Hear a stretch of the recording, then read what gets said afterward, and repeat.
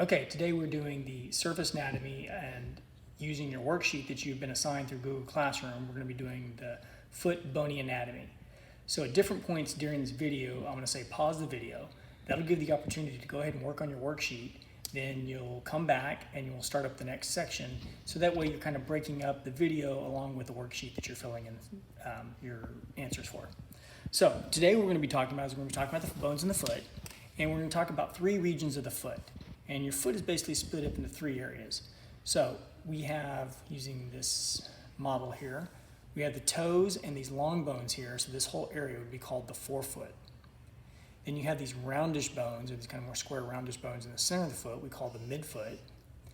And then in the back, we have the calcaneus, and it looks like it's all one bone, but it's actually, this model doesn't show it. This is actually a different bone from that one.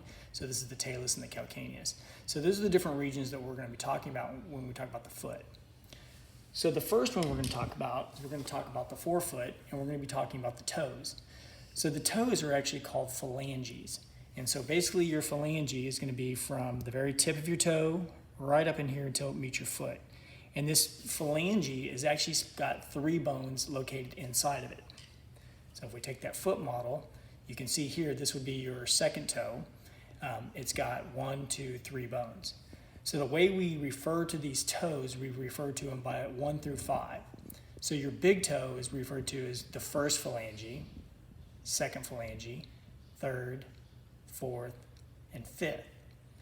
And then the individual bones are actually considered, so if we take the second one, we have the proximal phalange, middle phalange, and distal phalange.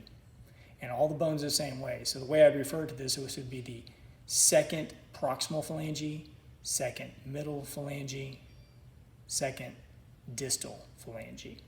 Now the only one that's different of these 5 is going to be your big toe. If you'll notice, it only has 2 bones. So these 2 bones are only referred to as distal and proximal.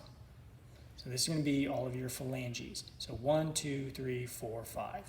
Okay, pause the video and then go ahead and work on your sheet and then come back and we'll talk about the next bones.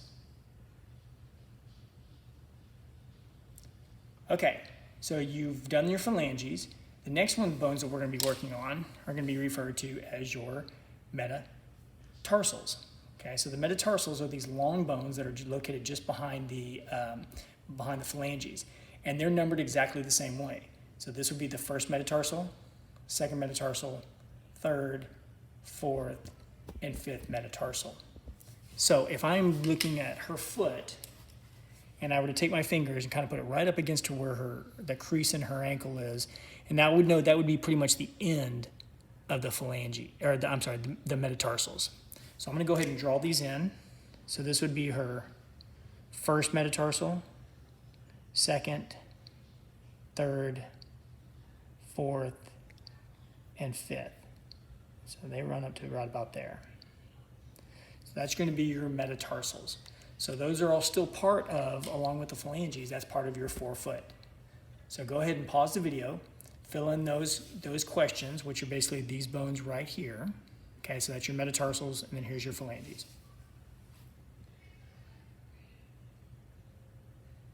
Okay, now that we're back, we're going to go ahead and talk about the midfoot.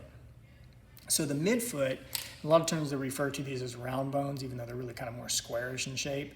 They just don't have this long appearance, so they're not considered long bones. So we actually have these row of bones that typically are either going to be locked or unlocked. They're important because when we talk about the foot, it looks like an arch. Okay, and so those bones are all kind of right in the center of the arch. So when we first look at these bones, these first 3 starting with the big toe, so we have 1, 2, 3. These are called the cuneiforms, and there's only 3 of them. So we have the first cuneiform, second cuneiform, third cuneiform. So those are the first 3. And if you keep going over to this big one, that one is referred to as the cuboid. So it's the cuboid bone. Okay, then we have this little bone right here that's located behind the cuneiforms. It's referred to as the navicular. This bone's going to be important later when we talk about foot fractures and when you break this bone. So this one's really important to know. So in terms of where these are located on the surface anatomy, be located right in here. This is going to be all of those midfoot bones.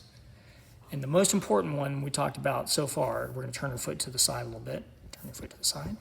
You have to turn it a lot more. There you go.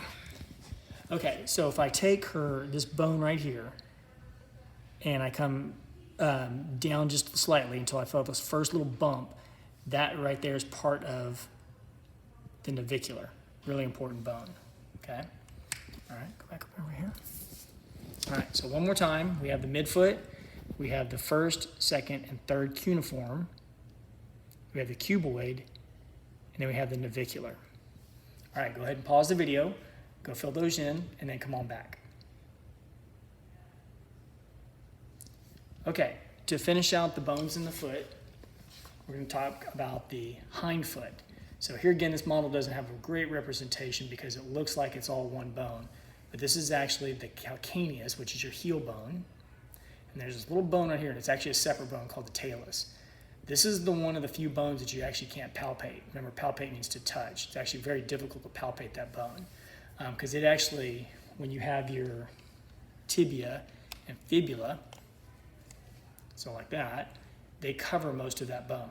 So that's why it's so hard to palpate. Okay.